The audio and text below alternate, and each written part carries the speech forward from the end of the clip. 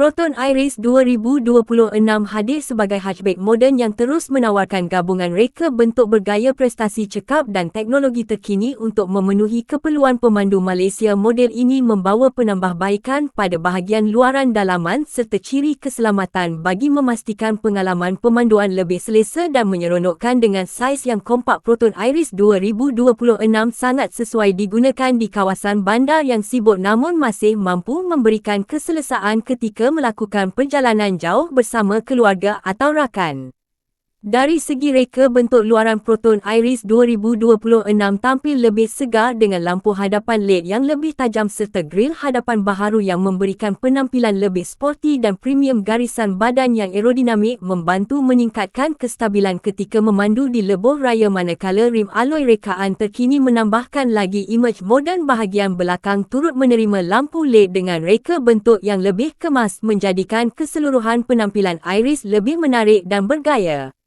Apabila memasuki ruang dalaman Proton Iris 2026, suasana kabin terasa lebih moden dan berkualiti. Papan pemuka direka dengan susun atur yang kemas serta mudah digunakan. Skrin infotainment bersaiz besar menyokong Apple CarPlay dan Android Auto bagi memudahkan akses kepada navigasi muzik dan panggilan telefon. Tempat duduk direka secara ergonomik untuk memberikan keselesaan sepanjang perjalanan. Ruang kepala dan ruang kaki yang mencukupi menjadikan setiap penumpang berasa lebih selesa walaupun dalam perjalanan yang panjang.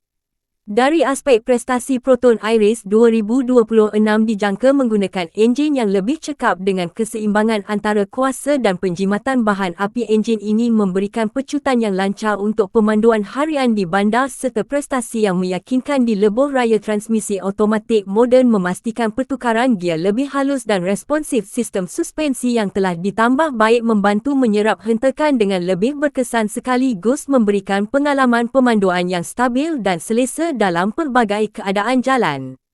Keselamatan turut menjadi keutamaan dalam Proton Iris 2026. Hatchback ini dijangka dilengkapi dengan sistem brek anti kunci, kawalan kestabilan elektronik, kawalan cengkaman, bantuan mula mendaki serta beberapa beg udara bagi melindungi pemandu dan penumpang. Selain itu, ciri bantuan pemandu seperti kamera undur, sensor parkir, amaran pelanggaran hadapan dan bantuan kekal lorong menjadikan pemanduan lebih yakin dan selamat.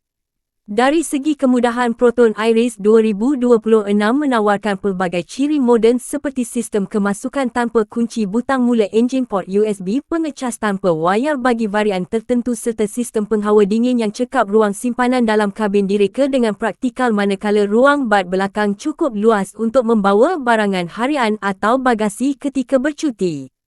Secara keseluruhannya, Proton Iris 2026 merupakan hatchback yang menawarkan reka bentuk moden, prestasi cekap, teknologi pintar dan tahap keselamatan yang tinggi. Ia sesuai untuk golongan muda, keluarga kecil dan sesiapa sahaja yang mencari kereta kompak yang praktikal serta menjimatkan kos pemilikan. Adakah Proton Iris 2026 ini mampu menjadi hatchback pilihan utama rakyat Malaysia pada tahun 2026?